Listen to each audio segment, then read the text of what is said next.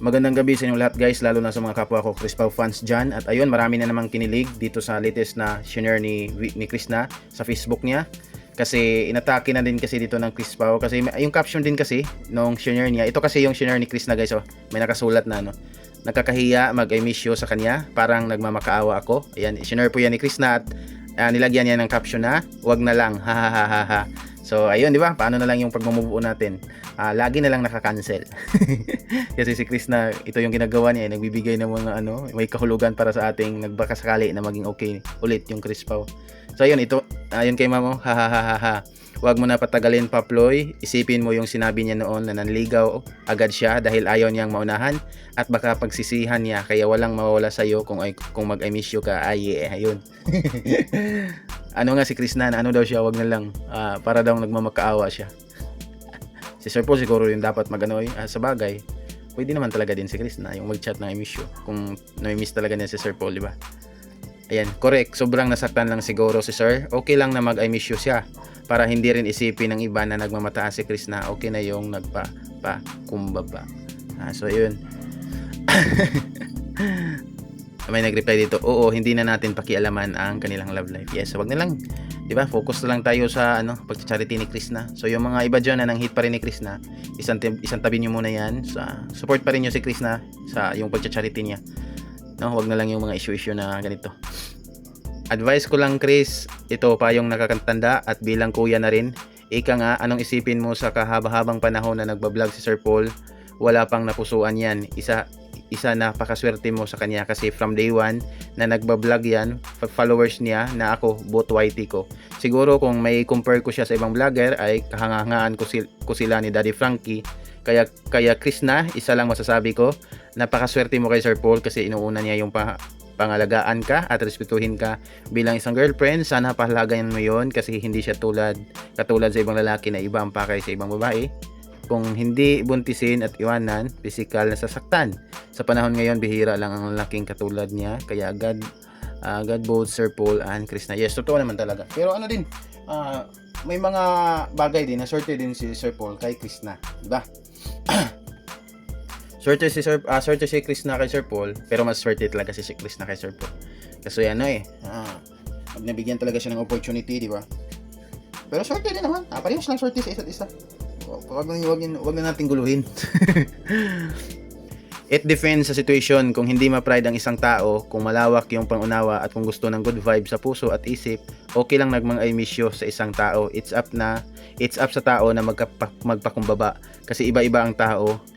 May gusto maging okay na para happy na, yung iba ma-pride. May iba din talaga guys. Pero para sa akin okay lang din naman sila kung okay na talaga sila, kung wala na silang hinanakit sa isa't isa. Okay naman sila mag-I miss you, di ba? Kasi pagkatapos ng gulo ng Chris Pao, wala namang ibang hindi nagkajowa ulit si Sir Paul. Wala siyang niligawan. Pagkatapos kay Krishna, si Krishna din wala siguro nanligaw sa kanya, wala siyang BF. So pareha silang nag-healing muna doon sa nangyari. So sa ngayon, kung okay na talaga sila, pwede na silang mag-emission. Pala desisyon yan. Pero may iba din talaga maiwasan yun guys, yung mga may ma-pride. Pero hindi natin ma-judge kasi iba-iba naman talaga yung tao. May nag-reply ka ma'am sa tama at ayaw naman dito sa isa. Tama ka, baka mapahiya lang ang ating Krishna. Natandaan nyo ba nung inalok ni girl ang boy magkape? Ang sagot lang, oo, baka ano naman ang isagot doon kaya wag na lang. Nalito pa rin ako. Dito kasi guys, napansin ko, yung iba sobrang healthy lang yung comment. Kumbaga opinion lang nila, yung mga ganito, hindi talaga nila sinabi sa comment na ganito yung gawin mo Krishna, yung mga ganun. Mga opinion lang nila, mga nakikita nila, pero may ibang kanang makitid yung pangunawa kasi kidji ba? Kumbaga killjoy kasi nagkasiyahan yung mga fan ng Chris Pao dito, fan ni Krishna, tapos may isang sasali na sobrang kitid ng pangunawa na wag daw magdesisyon, wag daw pakialaman sila, yung mga ganon. Tapos hindi naman nila yung mga nagko-comment, hindi naman nila talaga inutos kay Krishna na yun ang gawin niya, yung mga opinion lang ng mga fans. Yung iba kasi ang kikitid tapos ang labas tuloy nakahanap tuloy sila ng away sa comment section. Kasi para sa kanila dinidiktahan daw si Krishna sa mga comment. Hindi, opinion lang yan nila. Yung kung ano yung nakikita nila ba. So Okay lang yan, Chris. Walang masama magsabi ng totoo. Wag ka na nga lang mag-expect ng I miss you too. Baka mabokya. So ayun oh, yun ang sad talaga. Yung mag-chat ka ng I miss you tapos walang sagot. For sure, ang reply. Tapos magpapalusot pa na I love you daw yun. Haha. Good morning mga BB Loves natin. Hindi masagot nung nasa PB House pa sila. Palusot niya at least. Nag-smile daw siya. Yun na daw response niya. So, ano guys, hindi ko na-gets tong na ano daw. Sinabi ni Sir Paul tapos nagpalusot na I love you daw yun. Paano ba guys? Ipaliwanag niya sa akin. Ano bang dito tungkol dito? Ano bang nangyari? Nako, try mo. Ang bilis sumagot ng okay siya. Okay siya nga ang laging nagkamali sa pangalan kahit saan papunta, dala-dala niya ang name mo. Ang puso niya sa iyo guys. Pansin ko lang ito lagi nagkakamali at laging kinikilig. Kahapon yun ata nag-upload. Madami yung views ni mataas yung views ni Sir Paul doon sa kay Jerome, yung mag-asawa. Malapit nang mag 1 million. No, talagang din pumatok din talaga ba? Krishna, di ba nga sabi ko kung saan o ano raw ang magpapasaya ng puso mo, yun ang gawin o sundin mo. You go for it. Say I miss you every hour, every minute na iskang makita. Yo di yan pagmamakaawa, pagpagkakatotoo yun, walang matigas na tinapay sa mainit na kape. Siguro gusto na talaga siguro mag-chat ni Krishna, pero ayun nga, siguro nangamba din na baka baliwalain, di ba? Yung ganun, yung feeling na ganun, yung walang kasiguraduhan ba kung yung i-reply is yun ba din yung ini-expect ni Krishna na reply. Pero kung salungat, yung hindi re-reply yan, so kung ikaw yung magsisend ng issue sa isang tao, malulungkot ka talaga. Paano kung ganyan din naramdaman niya? Gusto mag-I miss you pero feeling niya nagmamakaawa siya. Bitaw, no? Yung lang, yung feeling na naghihintayan lang kayo kung sino yung umuna. Ang hirap nun. Pero kung totoo man ito na gusto din, halimbawa, yun din ang naramdaman ni Sir Paul.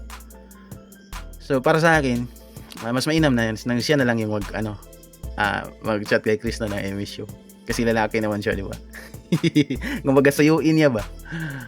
True, wag na lang. But depende po yan sa tao kung he or she is broad-minded na maintindihan niya ang feelings mo. Pero sa palagay ko, yung tao na naisip ko na pagsabihan mo, baka gawan ka na uli ng issue. Concern sila kay Chris na. May tutol dito na gulang, i-chat daw ng I miss you. May may concern din na kung wag na lang kasi baka yung i-reply or yung gawing response is baka malungkot lang si Chris na. Di ba?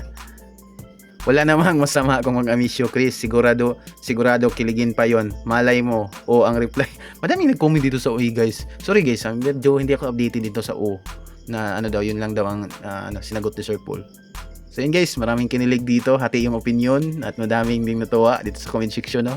Dito sa i-share ni Chris na dito sa Facebook na nakakahiya mag-I miss you sa kanya, parang nagmamakaawa ko. Ayan, may caption ito ni Chris na wag na lang.